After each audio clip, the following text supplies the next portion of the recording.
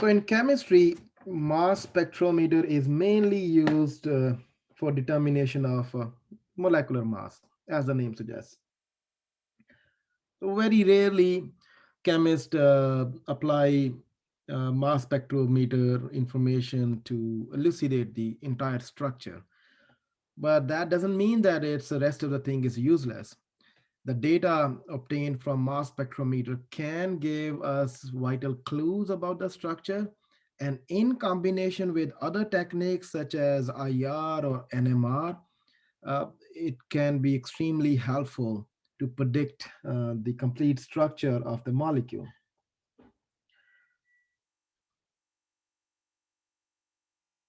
Okay. So there are a couple of important hints, we may say, or tricks, which are quite useful in interpreting the mass spectrometer data. So the first trick is look for M plus 2 peak.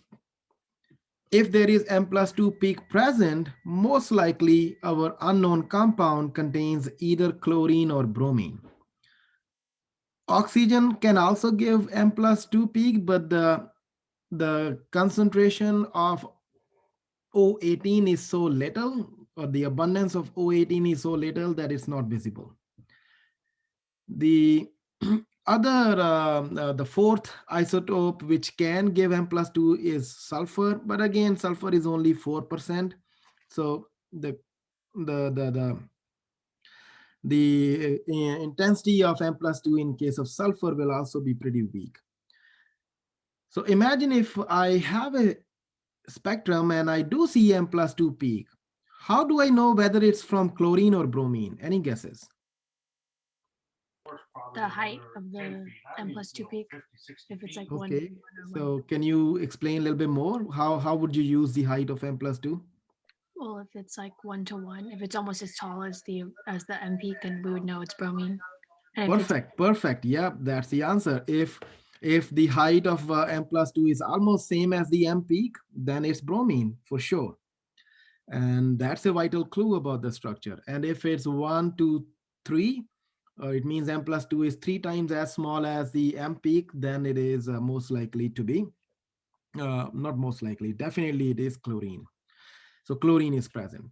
No, okay, that doesn't mean it's from chlorine. That means that the molecule contains chlorine. Okay. The second important hint or information is nitrogen rule. Let's go back to some other. Okay.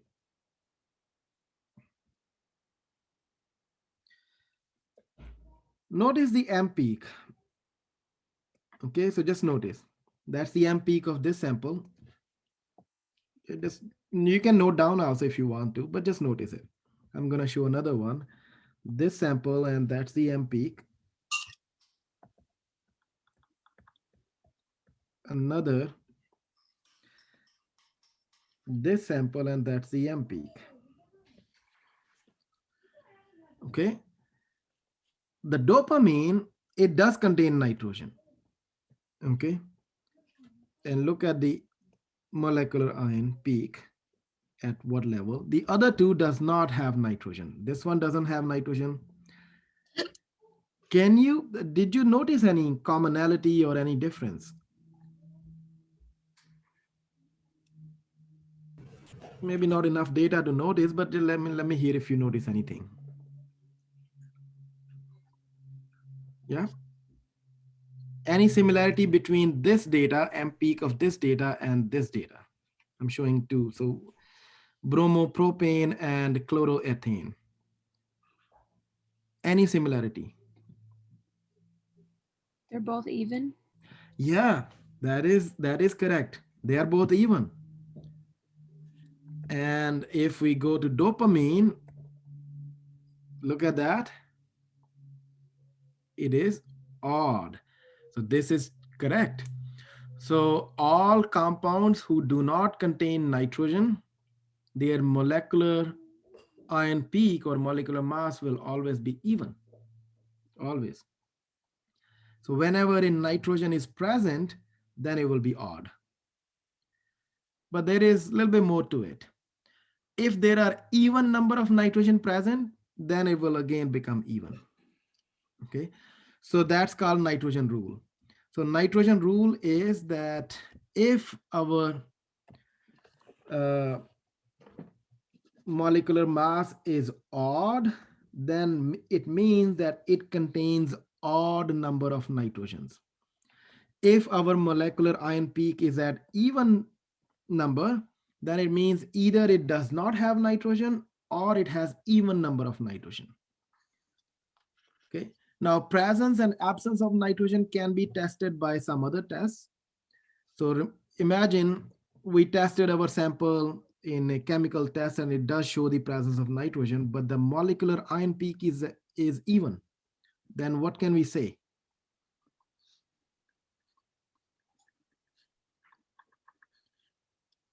Now then we will say that because we know for sure that nitrogen is present, and because our molecular ion peak is even, we'll say that it has even number of nitrogens present. But whenever the molecular ion peak is at odd position, then we don't even have to confirm the nitrogen because that already confirms there is nitrogen. Now the question is it one nitrogen or three or five? That we don't know, because then it means it has odd number of nitrogen. It could be either one, could be three, could be five. That's nitrogen rule. Okay. So these are the two important, uh, what we can say like keys, which you should look for in the beginning, and they will give you vital clue about presence of either nitrogen and presence of chlorine and bromine. After that, we analyze the fragments. Fragmentation pattern is tend to differ between alkane, alkene, alkynes, aldehyde, ketones, and alcohol. So all of these categories of hydrocarbons, they have a some specific pattern where the fragmentation takes place. So we'll discuss those patterns and we'll look at the examples. Now, so fragmentation, first of all, it tends to occur in the uh, middle of the unbranched chain rather than at the end.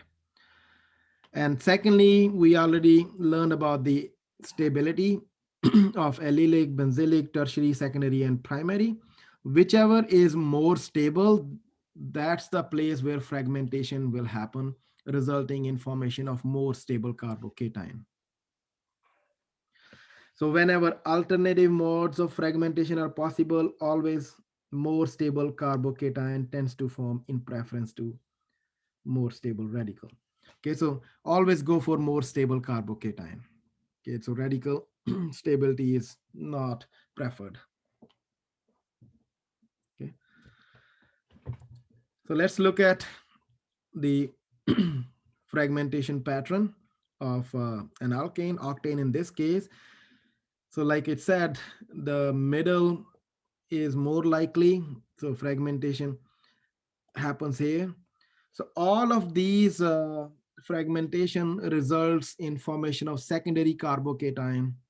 So they are almost about the same level of stability. Fragmentation does not take place at this position. Can anyone explain why?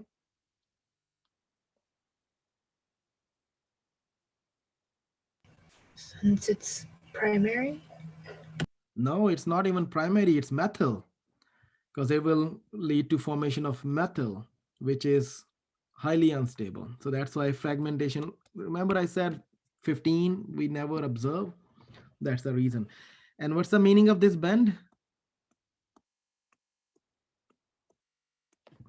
Why there are bends in the bond, these lines? The cation forms to the left. That the cation forms to the left. Yeah, so for example, in this case, when the fragmentation of this bond takes place, the two fragments will be CH3, CH2,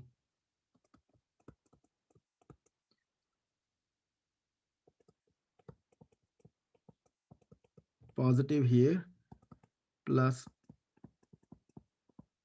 a radical here. That's the meaning of this bond. Okay. And the 85, what is the meaning of 85? That number represents the mass of that fragment. So if you calculate the mass of that fragment, this one, it will come out to be 85. Okay. So this fragment, which peak represents this fragment? This one. Okay. Where is okay, so without calculating the overall mass of octane, by looking at the data, oops, there is already there.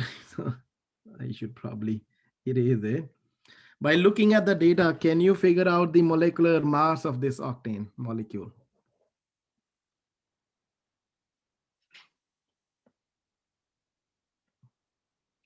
Yeah, anyone? How do we know by looking at this data what is the mass of octane? Imagine we don't know it is octane and we just have the data. From data, how do you calculate what is the mass? Add the. No, never mind. It's okay, yeah, just say it whatever you feel like it. Um, I maybe add the smallest fragment and the biggest fragment. No, it's much more simpler than that. So you just look at the highest mass peak. That highest mass peak is our molecular ion peak. Whichever peak is at the highest level, that is the molecular ion peak, and that mass of that peak, which is 114, m over z value of that peak is same as the mass. So this peak is at 114, and the mass of octane is also 114. We don't do any addition, any subtraction. That's not what we do. We just look at the highest peak. It's really simple. Does it make sense? Yes. So we look at the heaviest peak. Heaviest peak means whose m over z value is the largest. And that is the molecular mass. Do we see any m plus 2 peak here or m plus 1 peak or any? No. Well, there is a tiny m plus 1 peak. I don't know if it's visible on your screen or not. There is a small amount of m plus 1 peak. That's because of C13. C13 is only 1% natural abundance.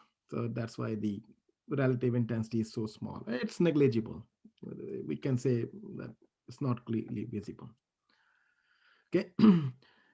So for this fragment, that's the peak at 71.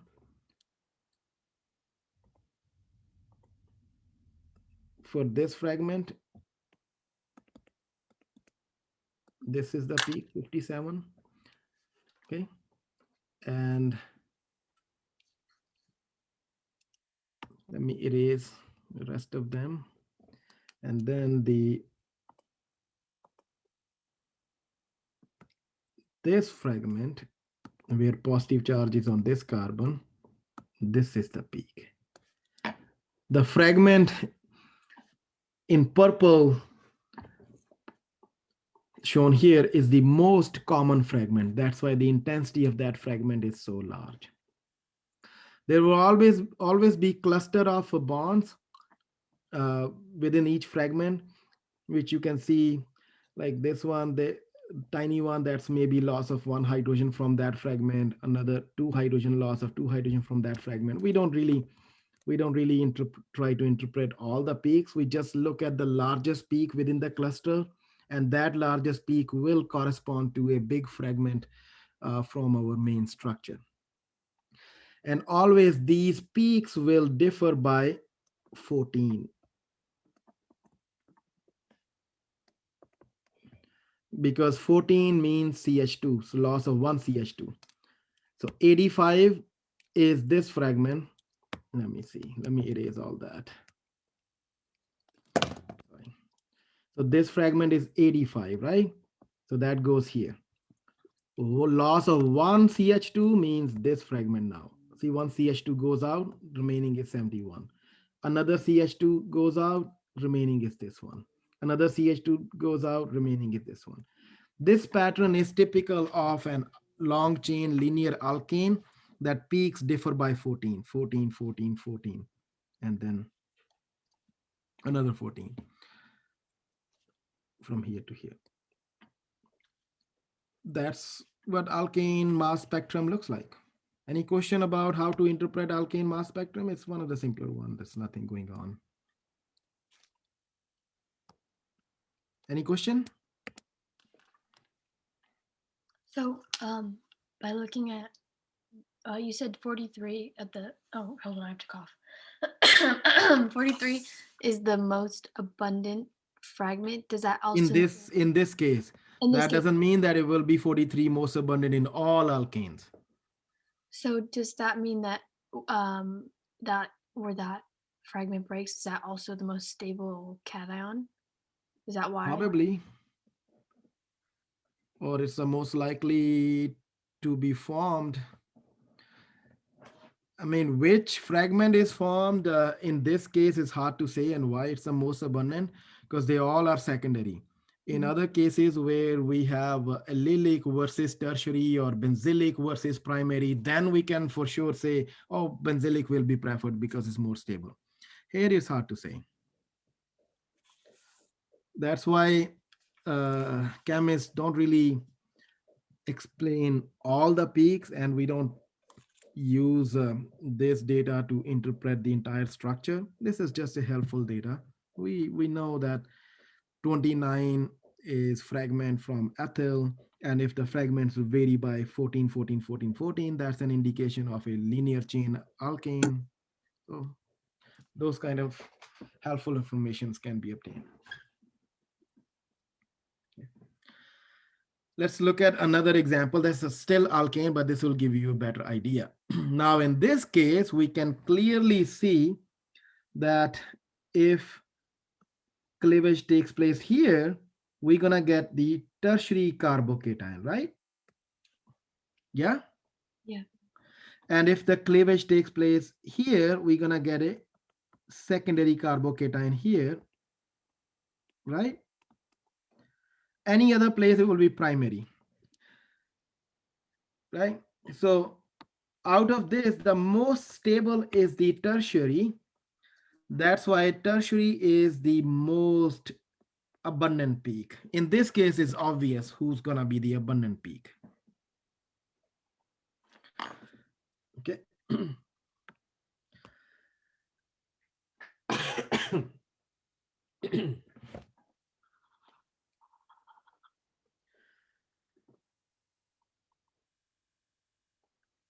So in this trimethyl pentane uh, case, we can see that the most abundant is the most stable fragment. And the second most abundant is also the secondary carbocation, this one. So that's at 43.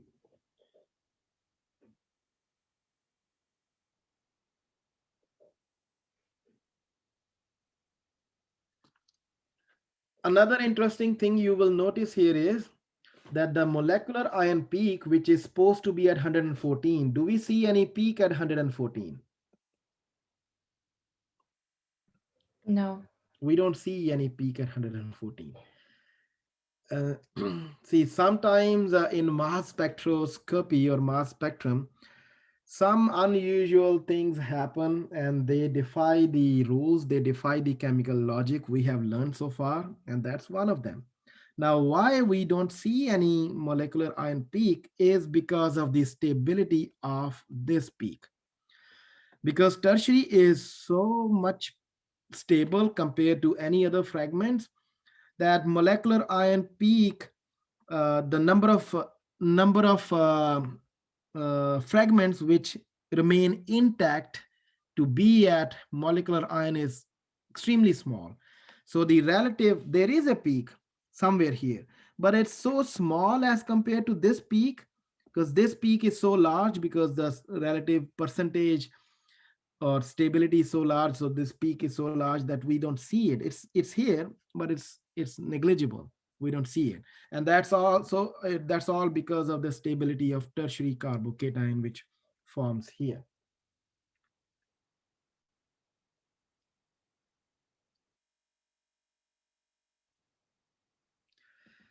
Another absurd thing you will notice here is this peak, 29. Now 29, I mentioned earlier, is corresponds to ethyl fragment. But if you look at the molecule, you will see that this molecule does not have ethyl fragment. No matter which bond you break, try to break any bond. So this is our molecule.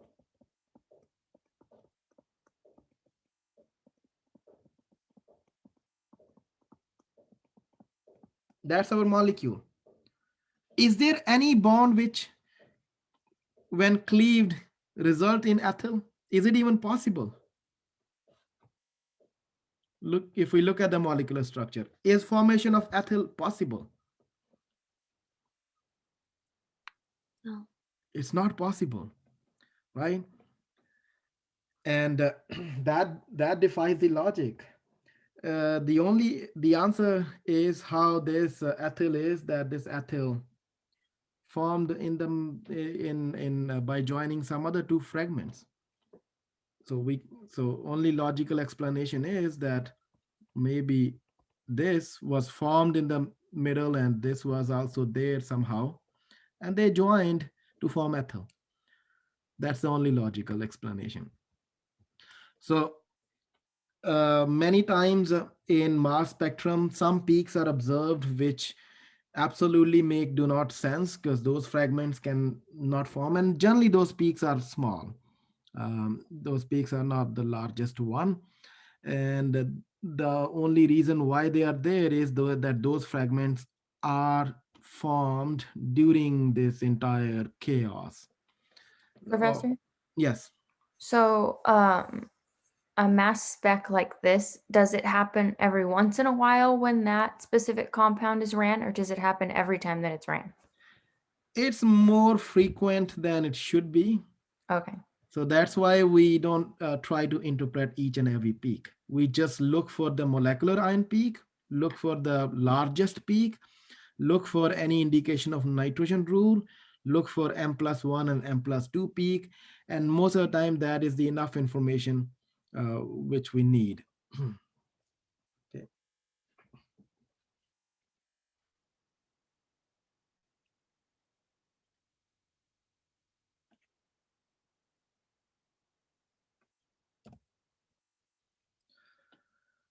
In cycloalkanes, this is a mass spectrum of methyl cyclopentane. We would expect that this to be the most common cleavage pattern, right? So where we get the secondary carbocation and so on. So we would expect this to be the most common. And this indeed is one of the fraction. And this is 69 here. This one is here. But as you can see that that's not the most common. Most common is 56. And how 56 is formed? That fragment takes place when it cleaves here. Two bonds cleave. And this is the most common. And why it's most common, let me first show you how it breaks apart.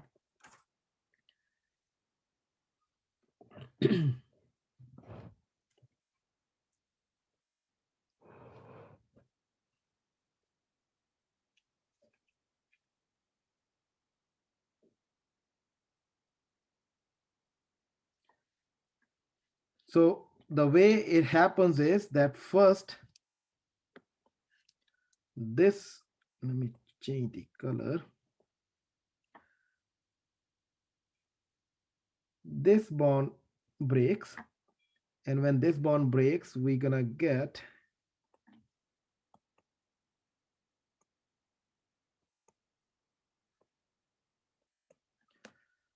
So where will be the positive charge?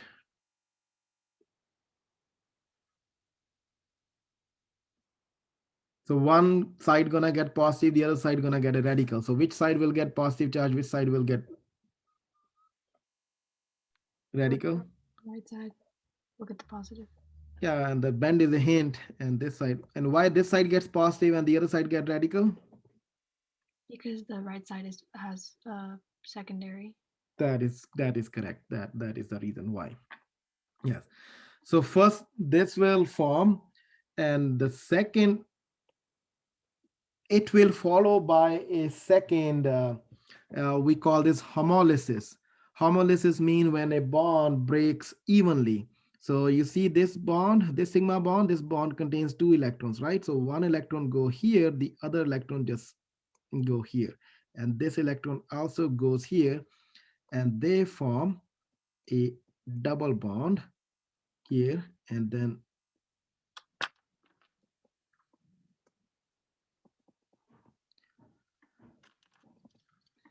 and this molecule is neutral and stable because the result is a formation of a neutral stable molecule. This process is heavily favored. So it's this way, and this fragment is most common fragment in the cyclopentanes, and this fragment gives peak here. And why is this fragment most common? Because of formation of the neutral molecule which forms after this cleavage. Okay, and that's the most common. Molecular ion peak is clear here in this case, 84, and we can also see M+1 peak. Absence of M+2 means there is no chlorine, no bromine. Absence of odd molecular mass also means no nitrogen.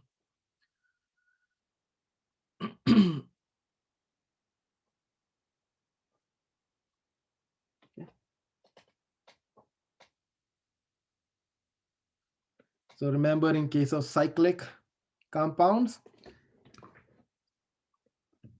the most common fragment will be where ethene is removed from the cyclic compounds.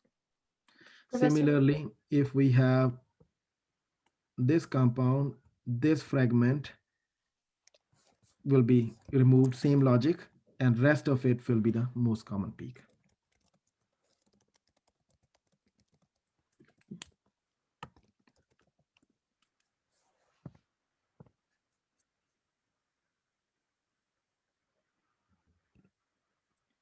Presence of nitrogen, that's from the nitrogen rule. If the molecular ion peak is at odd number, then that indicates odd number of nitrogens are present.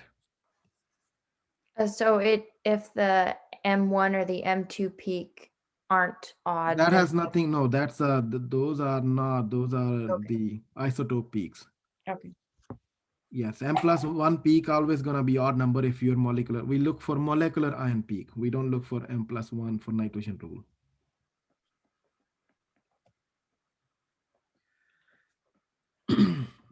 Alkenes uh, show a strong molecular ion peak because molecular ion peak is obtained when the pi electron is dislodged. So that's pretty common. So this is the molecular ion peak of alkenes. Usually it's considerably strong. And the major product will be cleavage at allylic position. So whenever a fragment which forms the allyl carbocation, that will be the most stable and that will be the most preferred fragment. So this spectrum is an example of butene. So therefore the most common fragment is here, because after fragmenting here we get allylic carbocation, and this allylic carbocation is resonance stabilized.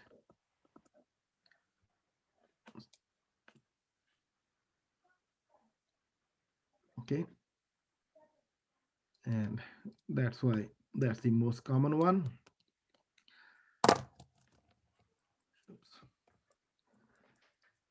The other peaks are not that important. If the alkenes are large enough, then you may have a fragmented 14 differ by 14, but most of the time allylic will be the most common.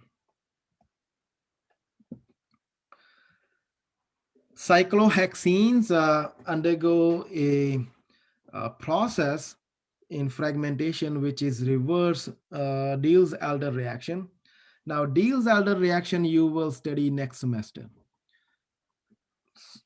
So this process in Diels-Alder reaction, uh, one alkene and one diene combines together to give a six-membered cycloalkene, but this is reverse of it. So it means six-membered uh, cycloalkene breaks up into two smaller fragments. So this is the common pattern in cycloalkenes. In cycloalkenes, this pi bond will shift here. This sigma bond will go here to make a pi bond, and this sigma bond will go here to make a pi bond. So this overall, this fragment will be this one, and this fragment will be this one. Okay, so let me draw it better. For example, if I have, I'll use some other molecule.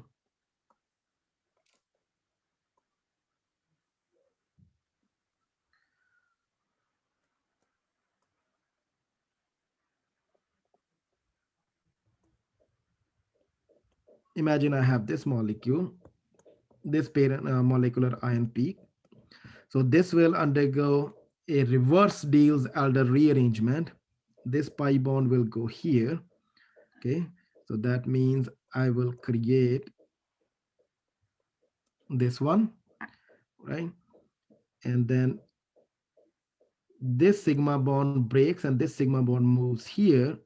So it means I will get this because sigma bond has moved to that position. This sigma bond will move here. So there will be a double bond. So the sigma bond which was here is absent. Sigma bond which was here is absent now. All other bonds stay at the same place where they were. So these were the two fragments. Okay. So the fragment where there are two double bonds, that will be neutral. So this is a neutral molecule and is stable. The other fragment which contains only one double bond, that is the radical cation. Because one of the fragment is a neutral stable molecule, hence that this reverse rearrangement is heavily favored, or this will give the largest peak. So you can do this reverse depending on whatever the shape or size of your molecule is. It takes place only in the six-membered six-membered cycloalkenes, or in other words, only cyclohexenes give this rearrangement. Other cycloalkenes do not give this one. Professor, Yes. when you say chapter 24, Well, which chapter? What chapter? What book is okay, that? so ignore it. Okay. Like I said, next semester, Oh, okay. Okay. because this Diels-Alder reaction will be depends on the book. Okay, so it depends on what book is followed next semester. Okay, so this chapter 24 is from the book which I usually follow in class. Not in this semester, we did not follow that book. We opted for the free version, free online version. So I usually follow Organic Chemistry by Brown. So in that book, this is my usual PowerPoint lecture, by the way. So in that book, Diels-Alder reaction is in chapter 24. So maybe in next semester, your instructor will also follow the same book or some other book. So when you go there, you'll know.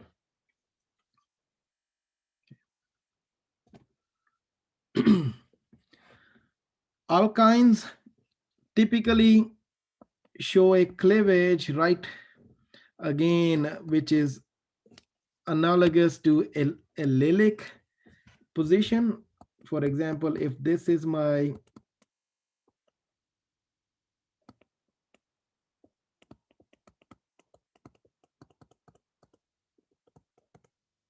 some alkyne, um, it could be, it doesn't matter what the rest of alkyne is.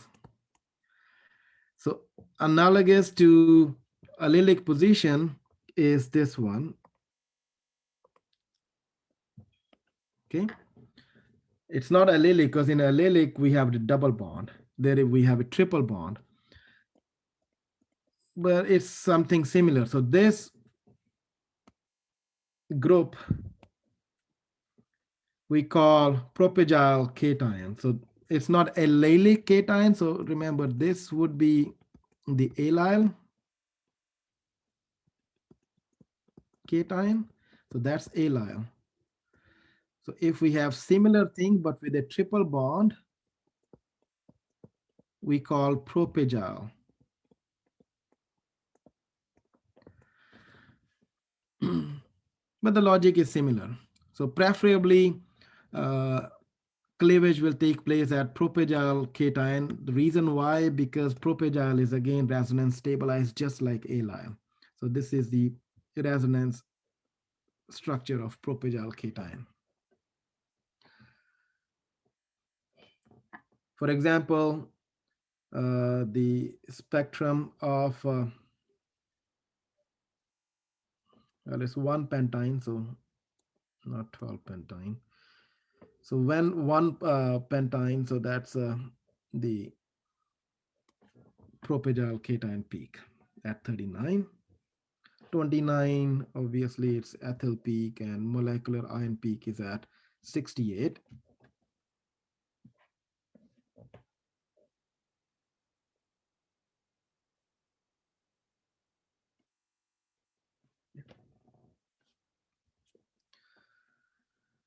In alcohols, the most common fragment is loss of water, which gives a peak which corresponds to molecular 18 less than molecular ion peak.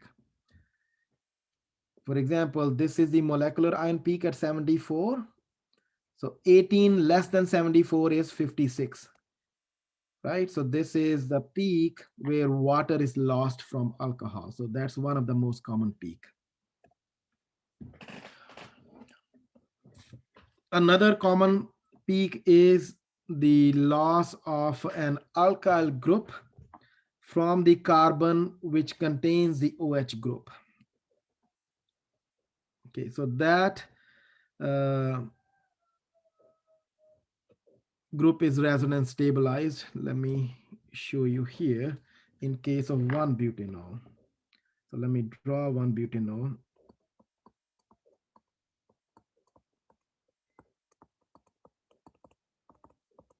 This is 1-butanol. So its molecular ion peak is this one.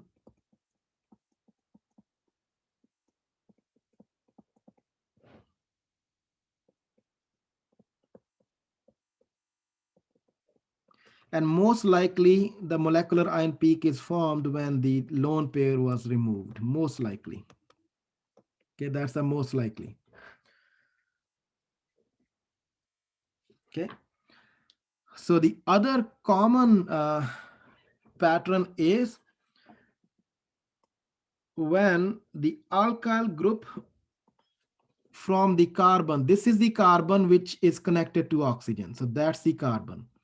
So alkyl group connected to this carbon, which is this one. So when this group removed, that's another common. Why it's common?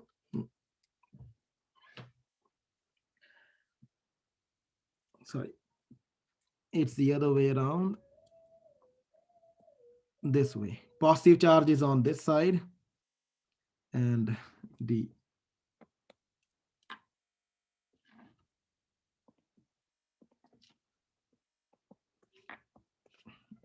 that's the parent ion. Because after removing this one, so we will get these two fragments. Okay, and This one will be radical. This one will be positive charge.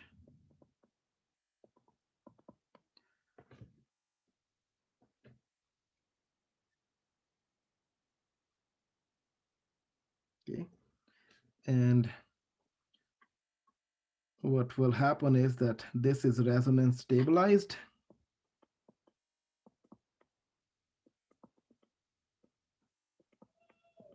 This is called oxonium ion. So because of the resonance stability, this is formed preferably. And if you count the mass of this one in this case, well, that's one of the common ones. Okay.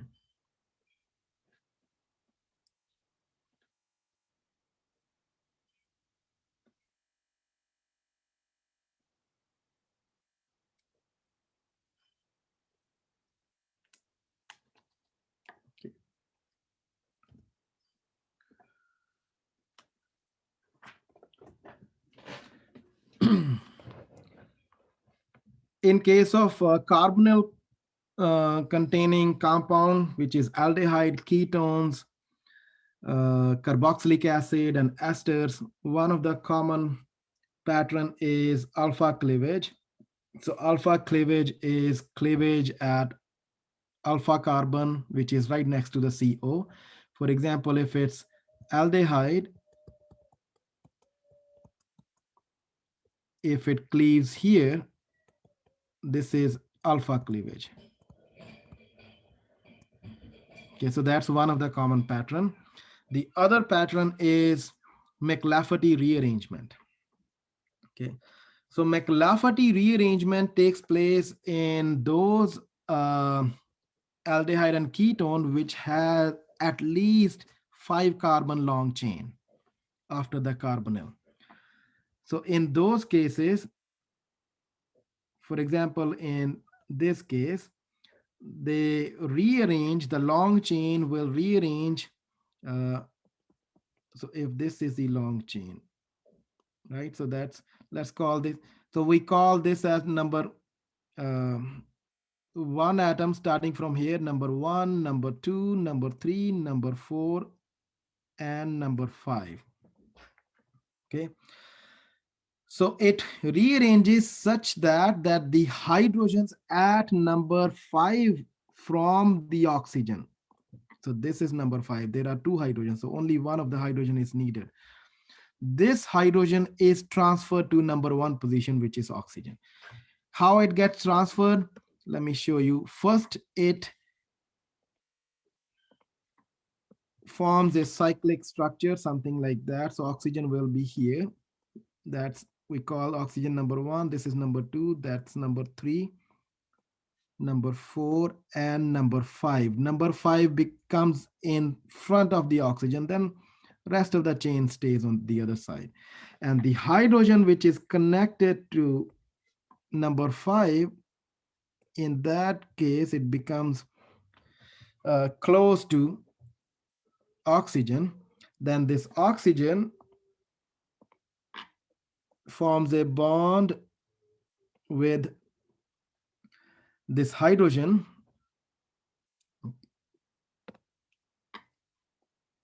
and this bond goes here, make a pi bond, and this bond goes here, make another pi bond, and the result will be a double bond here plus double bond here, and a single bond with oxygen and hydrogen in here. This is an enol, and the rest of it. So this rearrangement is known as McLafferty rearrangement, and that's one of the most common pattern.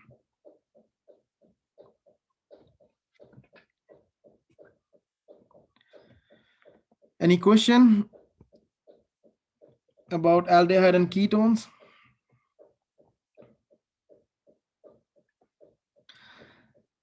Another important thing to notice here is, I'm going to erase the McLafferty, in alpha cleavage of aldehyde and ketones.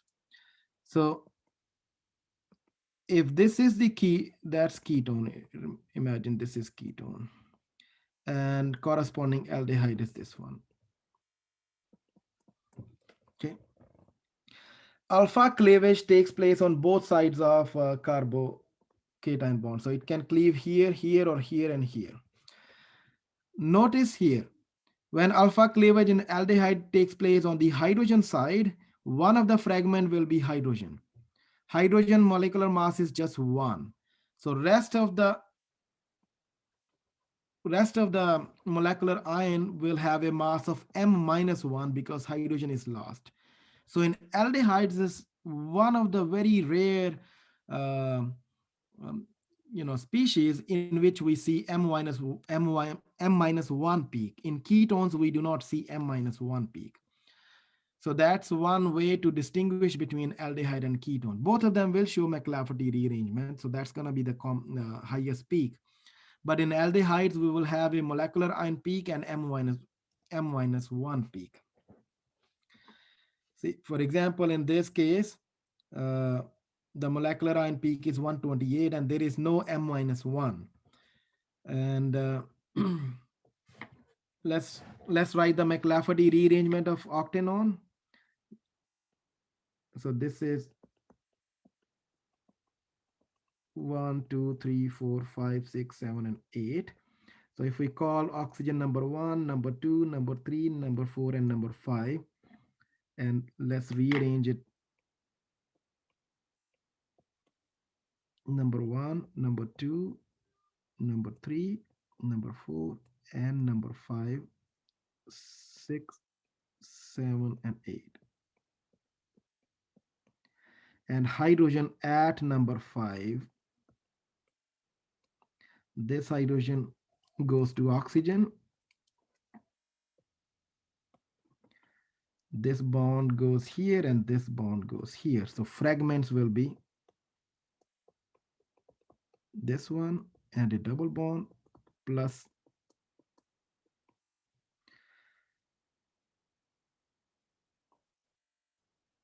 this is number 4, number 5, 6, 7, and 8. So I can remove the numbers. So these two will be the fragments of McLafferty. Again, that one will be neutron. This will be the radical cation. Okay. And in this case, the mass of radical cation, you can count.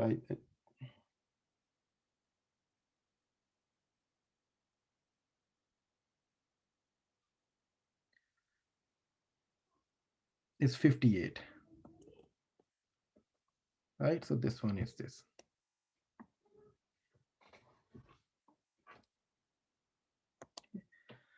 So McLafferty rearrangement question can be in the exam, like an aldehyde or ketone might be given to you and you may be.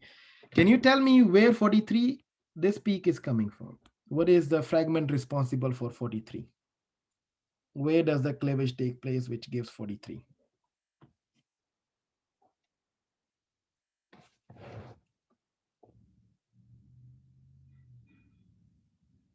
Yeah, anyone?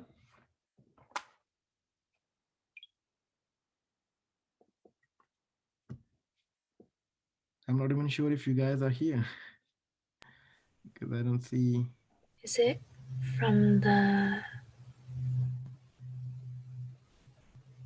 ketone? Well, all fragments are ketones from ketone, octanol. This is the structure. So where would it cleave? So what are the two major cleavage patterns? So one was McLafferty. What's the other cleavage, main cleavage in ketones?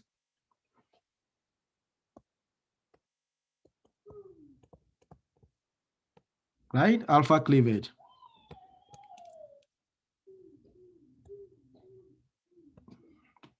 Yeah. So the 43 is when that's the alpha position. So when this one cleaves,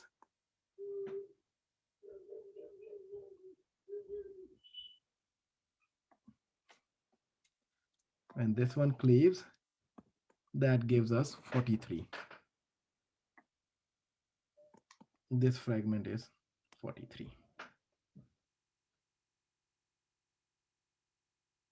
Is that always going to be the case? The alpha cleavage is always going to be, well, I don't want to say always, but in most cases, that alpha cleavage.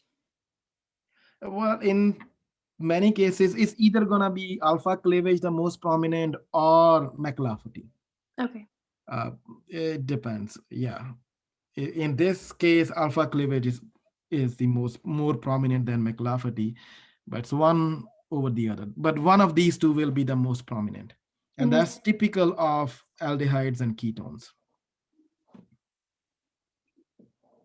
Okay, so always look for alpha cleavage, always look for McLafferty, and those two will. And in case of aldehyde, look for M-1 peak. There is no M-1, there is no 127 peak. So that's indicative of ketone, not aldehyde. Carboxylic acid, similar to aldehyde and ketone, there will be alpha cleavage. So alpha cleavage will be here. So that's the alpha. And McLafferty is similar to that. Ketone, aldehyde and ketone. Okay. So whenever alpha cleavage takes place, it's always going to be the carboxyl group with positive charge. That one will be the positive charge, and it's always going to be at 45 mass over m over z value. So that's one of the typical case of carboxylic acid. So 45 peak will always be there in any carboxylic acid. May not be the first major one. For example, in this case, this is McLafferty rearrangement peak, by the way. So McLafferty in this case is the more prominent than the alpha cleavage. Like I said, we can't say, we cannot generalize it that always alpha cleavage gonna be the maximum and McLafferty second most. That cannot be generalized. But one over the other, one or the other one will be the main product key. Esters, again, similar to carboxylic acids, alpha cleavage. So this is the alpha cleavage. Again, in alpha cleavage, the positive charge stays with the fragment with oxygens.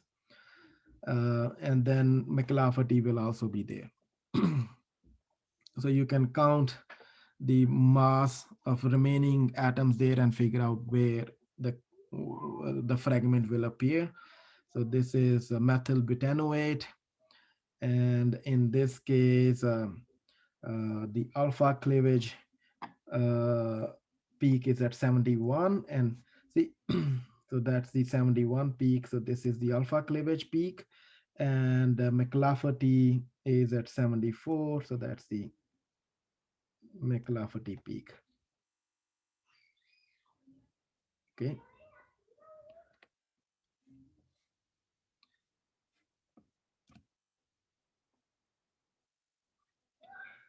In aromatic hydrocarbons, they show extremely strong molecular ion peak, and they also show M-1 peak in this case also. So M-1 peak always mean that it's the loss of one hydrogen. So earlier, for example, this is the mass spectrum of toluene. So this would be the molecular ion peak, which is this one, 92. And then for M-1, it was believed earlier that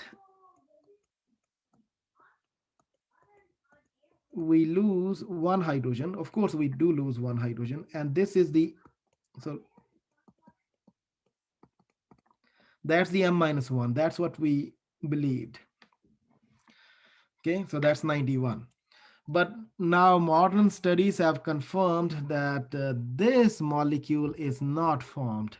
It does loses one hydrogen. Instead, when it loses one hydrogen, this ion is formed. This is called tropylium cation. It's a 7-membered ring, So CH2, instead of staying outside the ring, becomes part of the ring, makes a seven member. The experimental studies have confirmed the presence of tropylium ion instead of this weird CH2 benzylic cation. Now, why tropylium is preferred over this one? The reason is stability. Tropylium is more stable. It preserves the aromatic character. So, in next semester, you will learn that benzene ring is exceptionally stable because of something called aromaticity. You will learn that this presence of alternative double single bond, and there's another rule, this aromaticity rule, which has to be followed, and that makes this benzene ring stable. It would like to preserve its aromaticity, which is preserved in tropylium, not in that one. Okay, so other fragments are not that important in, so you can see that it's pretty small.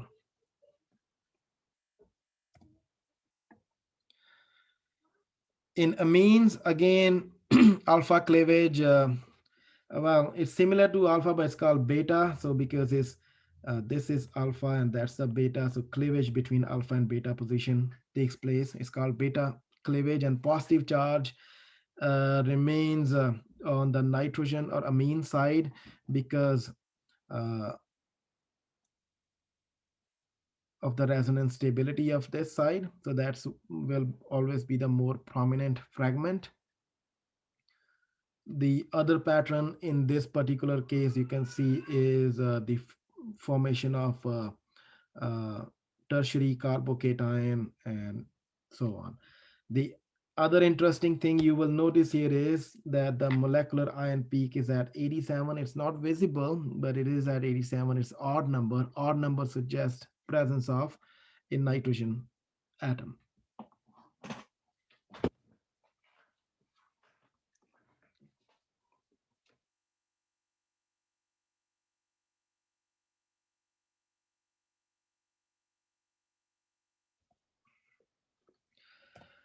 Okay, so those are all the patterns in mass spectrum of various organic compounds. Let's take a look. Any question before we look at some problems? Any question?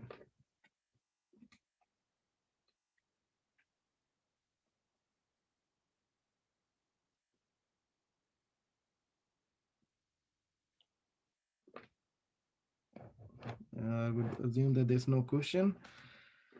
No. Not yet. I think we're still trying to process everything. Oh, sure. Yeah, yes, I totally understand that. Okay, so let's look at few of the problems. Okay. You may see problem something like that. 2-methyl pentanol, which is an aldehyde, so that's 2-methyl pentanol, this one, and 4-methyl 2-pentanone, so that's ketone. They are constitutional isomer, which means their molecular formula and molecular mass is exactly the same. So therefore, their molecular ion peak is gonna be at 100. Both of them gonna have exactly the same peak. So we had two samples. One of them is 2-methyl pentanol. The other one is 4-methyl pentanone. Please draw the structures of these on your notebook because I'm going to show you a spectrum. Okay.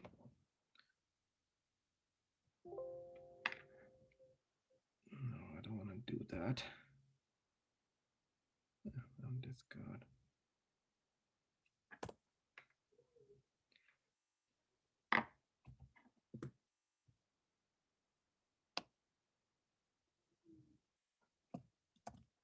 Okay.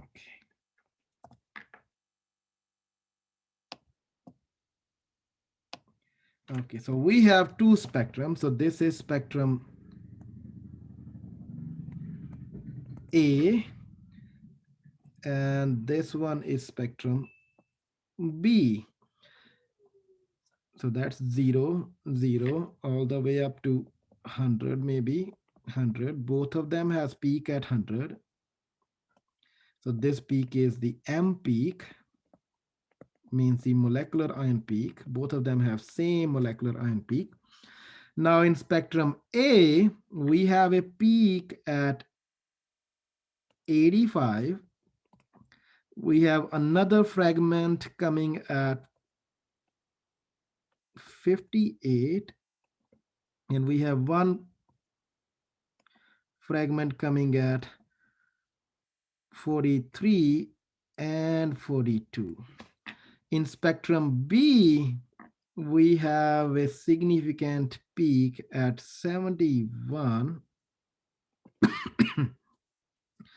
and we have same peak like 58, same peak like 43, and a peak at 29. You need to tell me which spectrum belongs to what. Oops. So as we know that, we can erase this here. So one of the molecule is this one, the other one is this one. Okay, so let's analyze this data. Both of them are aldehyde and ketones, right? Carbonyl. So in aldehyde and ketones, we have two patterns, alpha cleavage, and what's the other one? McLafferty rearrangement, right? So let's first look at alpha cleavage. Ooh, something is not right. I think I'm missing one hydrogen here. Yeah? Yes. No, I don't want to discard. Okay. Oh, I lost it. So yeah, so alpha cleavage. Let's first focus on what we'll get if we have alpha cleavage. So alpha cleavage, so the combined mass is 100. So if cleavage takes place here, so what will be the mass of this fragment? So this fragment contains one oxygen, one carbon, and one hydrogen. So what will be the mass of this fragment? 45. For 45? How would it that be Oh, 45? sorry, 29. Yeah. Sorry. So this fragment will be 29. Okay. And alpha cleavage of this one, so that's the fragment here. In this case, what will be the, okay, let me use red color for ketone. So what is the mass of this alpha cleavage?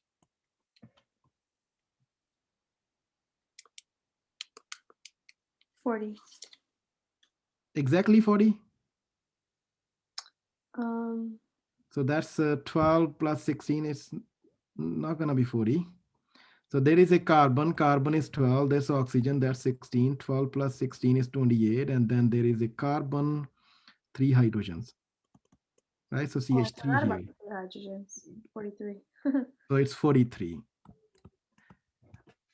That should be enough information to now figure out which one is what. You can go for more peaks, but for me, that's enough. Can you tell me which spectrum belongs to aldehyde and which one belongs to ketone? Yeah. The aldehyde's the bottom one. There we go. This is this one and this one. Now, other peaks you can, if the problem asks you to explain rest of the peak, yeah, then you have to explain rest of the peaks too. But many times it's just figure out which one belongs to what, then that's enough. Then if you want to explain rest of the peak, then you go McLafferty. So McLafferty rearrangement will explain a couple of other peaks. The alpha cleavage can happen on this side also. If it happens on this side, most of the time, not all peaks are asked to explain. Just the main ones will be, for example, McLafferty and alpha cleavage. That should be enough. Okay. So the expected alpha cleavage takes place here. So 29, we just figured out 43. If you do the McLafferty, in case of aldehyde, McLafferty product will be at 58. In case of ketone, McLafferty will be at also 58. That's why in both cases we did see peak at 58. So these two are McLafferty peaks. And the 85 peak is the alpha cleavage on the other side. So if alpha cleavage takes place on this side, then this whole thing is at 85. So any question about this problem, how to solve it and how to answer?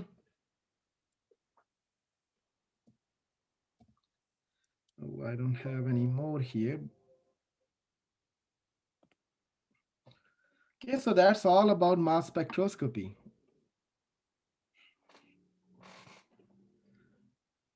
All right. Any questions? Anything you would like to ask? Okay.